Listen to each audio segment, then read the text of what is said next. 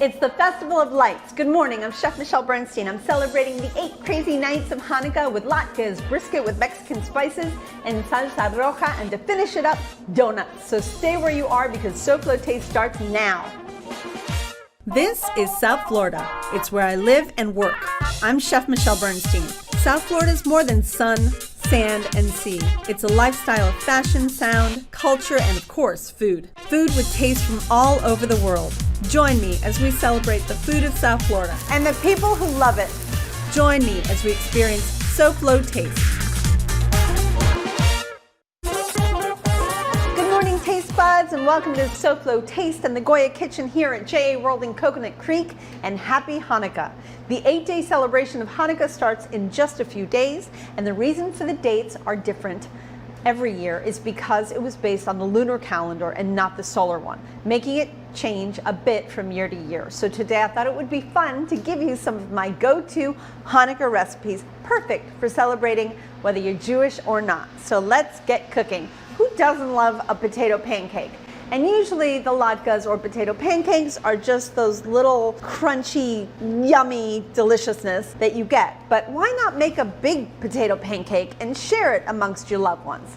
Or fight for it amongst your loved ones. So I have here potatoes that have been peeled and they were put through a food processor. Then they were squeezed using cheesecloth, and this is all the liquid that we got out of it, okay? I'm gonna pour off the liquid to show you what is on the bottom of this bowl. That is potato starch, which is awesome, and it can be used to bind together your latkes. We're gonna go ahead and grab that starch, which by the way is not that easy to get out of there, and fold that into our potatoes. And then an egg, some salt, you know potatoes love salt. And first I'm gonna mix it together.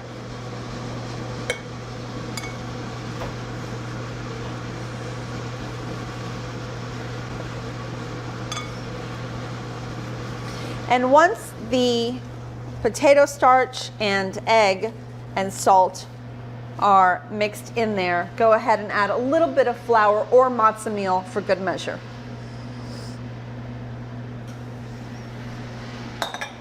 To make sure we bind it all up really well.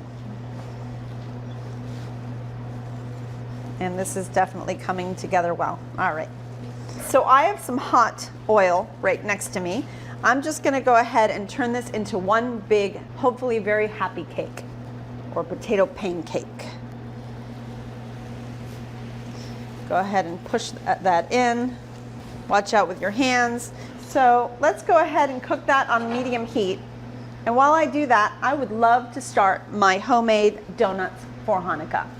You know, deep frying is something we just love to do on Hanukkah. I love it, love fried food. So let's go ahead and start making our donuts. So I'm gonna warm a little bit of water, just to like room temperature warm. And in this bowl, I have some sugar and some yeast. Once the water is warm, which it is, go ahead and pour it over the yeast and sugar and stir until everything just kind of melts and dissolves. Once it melts and dissolves, go ahead and add warm milk.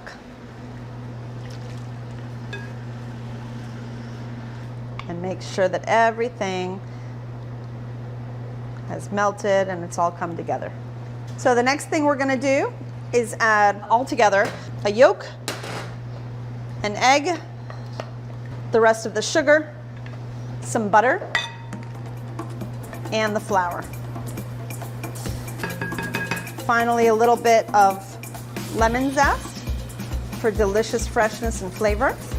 All right, we're mixing. We're gonna flip in a second, come right back so we can get all this together and make it a Hanukkah we won't forget. Come right back.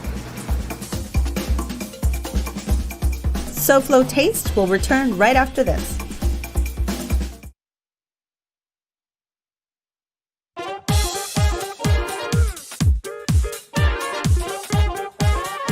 I'm design expert Elena Capra. The SoFlo Hour continues with SoFlo Home Project next on Local 10.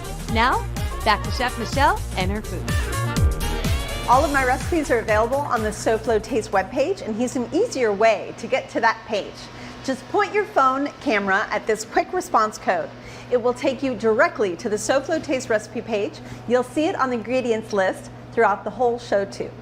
Now back to my food for Hanukkah. This is what our potato pancake or big latke looks like. I want to show you how I flipped it. So using a spatula, you can basically place it down like so on a plate, right? And then take that plate and flip it right back into a pan, and that's how you have it. Not bad. Let's move over here to our beautiful dough. It took about 45 minutes to rise to this point. It is more than doubled. So what we're gonna do is, because it does take 2 rises, I'm gonna throw a little bit of flour down. And we are going to roll this out to about 1/2 inch.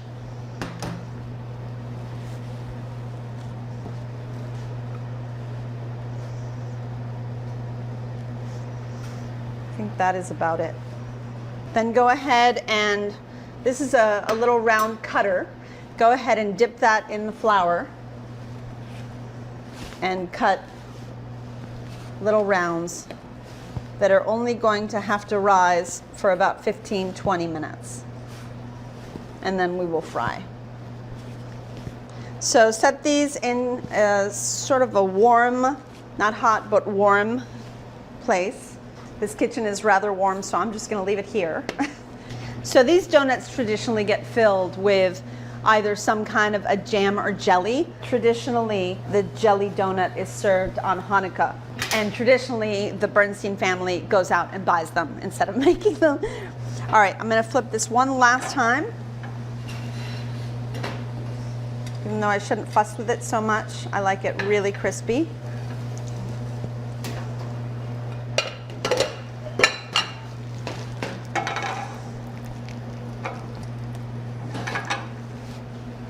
So this is our crispy latke. Let's go ahead and talk a little bit about garnishes.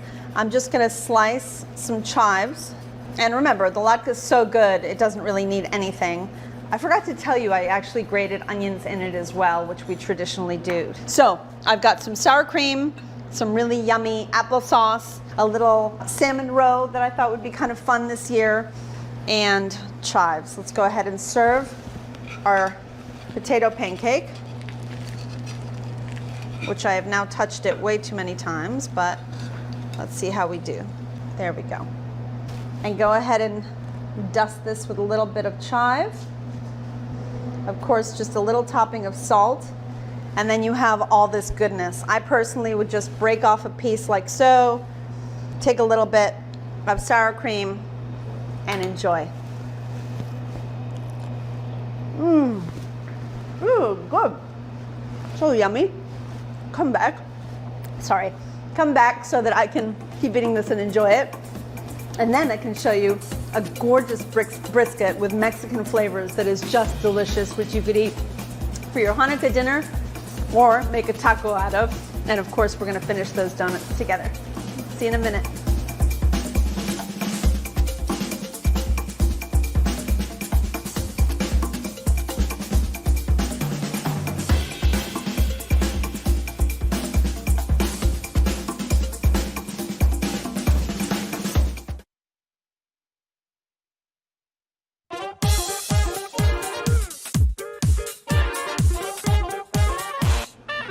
Welcome back to SoFlo Taste and our Hanukkah show. Where would Hanukkah be, or any Jewish holiday really, without a brisket?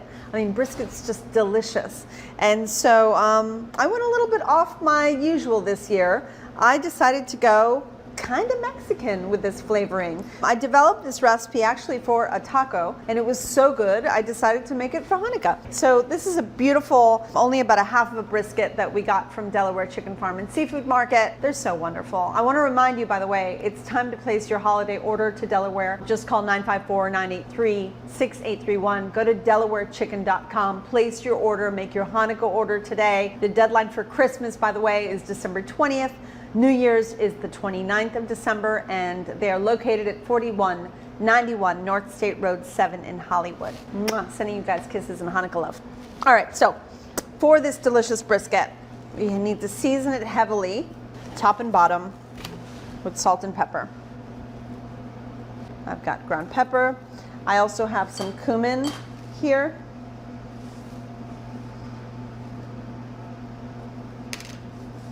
As well as some oregano. Flip it over. Let's repeat the process. And really get it all in there. All right, then we're gonna sear it. I have some grapeseed oil for that. And of course, we're gonna start out with the fat side down for searing. You really need a big pan for this, so if you don't have a pan large enough, a griddle would be great. And if you don't have a griddle, you can always use your grill. A grill is a great place for searing. I know that obviously it might look a little different, it might taste a little different, you might have the grill marks on it, which are delicious, but you are imparting flavor and you are getting the job done of the sear. So it doesn't matter if you're doing it on a grill. Even in a really hot oven, you can actually do some searing too. So the only thing we're really looking for, we're not looking to render all the fat down because we need that fat to cook the brisket. All we're looking for is a really nice, just golden color.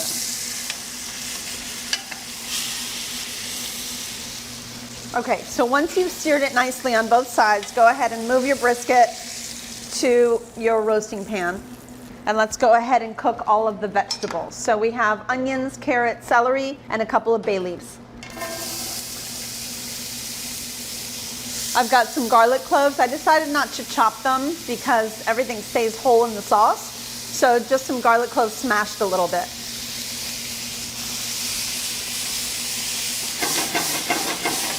Next, I have a little bit of tomato paste that you really want to cook out, the raw tomato paste. If not, everything just tastes like sweet tomato paste. All right, next we're gonna add the adobo from a can of chipotle chilies. There's always this sauce, which is called adobo. You can buy a can of chipotles anywhere and it has this really great juice in it. And most of my recipes actually don't use the chilies, it just uses this part of it.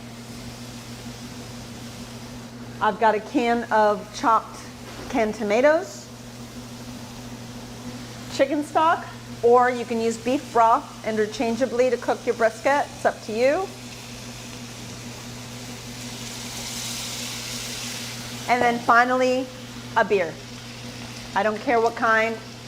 It gives great flavor. If you'd rather use a dark beer, that would be really yummy. I'm using a lager.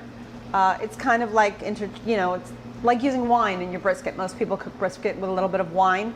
I decided to go with the beer flavor. The lager and that hoppiness really goes well with the chilies and the tomatoes and all the flavor that we gave to the brisket. So that's basically the gist of the recipe for this brisket. You pour this on top of this gorgeous piece of meat. You cover it in foil and then you cook it nice and slow. So I like to cook the brisket at about 325 to 350, and it takes a good 3 to 4 hours in your oven. I actually am serving it this year with the roast tomato salsa that I told you I created for the taco recipe. And it goes beautifully with the brisket, so I decided to serve it with it.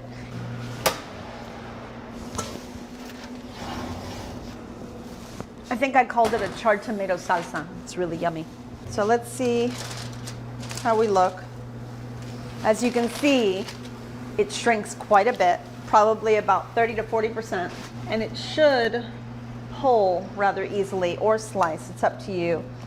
Yeah. So let me show you how tender this is. So once you place it down, it all just falls apart. Now you don't want it overcooked because it will get dry if you overcook it. What you want is this just cooked, super tender perfection that should pull the meat just right apart, like so. Now if you want to slice your brisket, you can do so, but I recommend slicing it when it is cold. Slice it nice and thin, put it back in the sauce, and you will have a gorgeous tender brisket day of. I also recommend you cooking this about 3 to 4 days ahead of time, slicing it, putting it back in the sauce and the gravy, and then heating it up slowly on 200, 220 degrees the day of, and it'll be even more delicious because it has more time to soak up this yummy sauce. Now, I love the sauce when it looks like this, but you can also, if you want, puree the sauce for a thicker sauce. And then, of course, you have your fire roasted tomato salsa right on top. It's great, you know, to bring a little bit of character into your brisket this year or into any of the flavors that you're making. Pretty good Hanukkah. All right, come right back. We're going to make donuts together.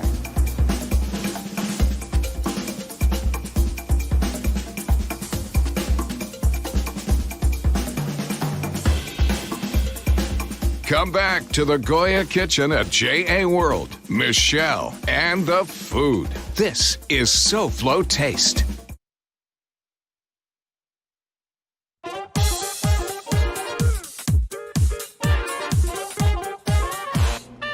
Welcome back to SoFlo Taste and our show all about foods you can serve for Hanukkah or really any time of year because they're all so yummy.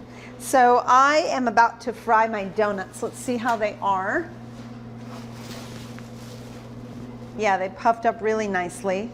And I have my oil set at 350 degrees. And I actually just achieved that temperature perfectly. All right, so let's go ahead and start frying. They feel so pillowy in your hands. They're just really soft and I don't know, I love this feel. Oh, look how they puff. See how puffy they're getting? That's exactly what you want. So I'm just gonna make sure that they get cooked on all sides.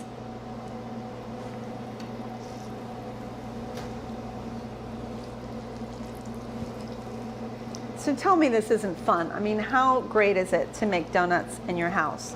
And the great thing about the oil is you can actually reuse this oil probably 2 to 3 times again because you're not really getting it very dirty here. I mean, the donut is just so clean. If there's a little flour, the residual flours will always set to the bottom. You can pour off the oil from the top and then throw away the flour that's on the bottom and reuse the oil. These are gorgeous. I'm so excited.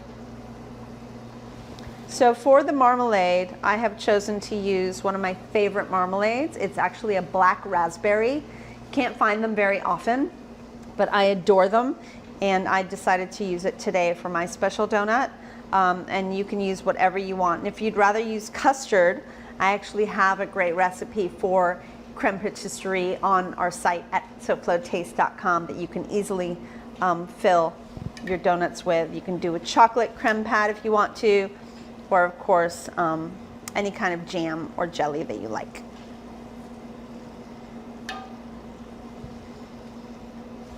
All right, I'm gonna start pulling these out.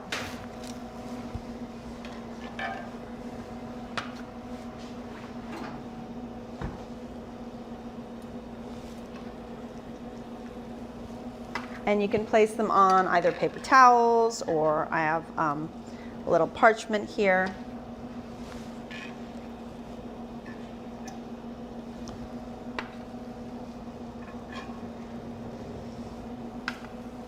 And then just dust them with some sugar, powdered sugar that is, or you can use regular sugar, it's really up to you.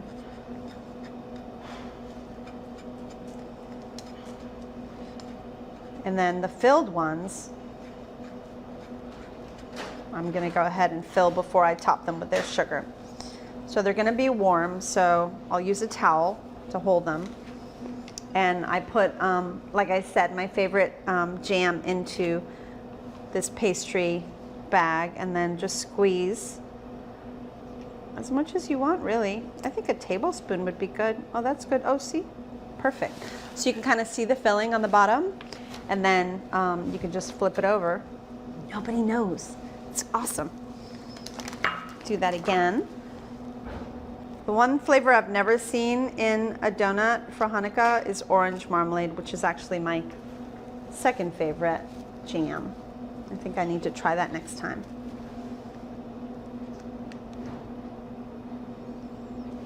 They feel easier than I thought they would.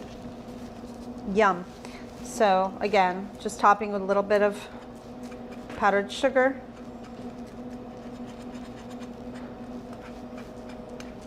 And there you have it. Thank you guys so much for coming along with me today. I really appreciate your viewership greatly. And remember, as I've told you in the past, without you, all I'm doing is making lunch for the crew. Now next week, pour yourself a cup of cocoa, that is, because I will be putting cocoa in my spotlight and in my recipes. Spare ribs with a cocoa and spice rub, hot chocolate cake, and the secrets to the perfect cup of cocoa. So stay tuned to Local 10 all week so you won't miss it next Saturday here on SoFlo Taste. Now let's get a good look in from Elena Capra to see how she's doing today on SoFlo Home Project. Great, Elena, how you doing, honey? Hey Michelle, so as an interior designer, I am a sucker for great architectural details, like this window here. Coming up on SoFlo Home Project, we tour a magnificent property that's been completely rebuilt to take advantage of the home's stunning architecture and waterfront views. Awesome, Elena. Sounds perfect. Thanks. So, Taste Buds, that's this week's show. So be safe, be smart, and be well. And I'll see you here next week for some recipes that are cuckoo cocoa. Goodbye, good health, and good taste. Yum!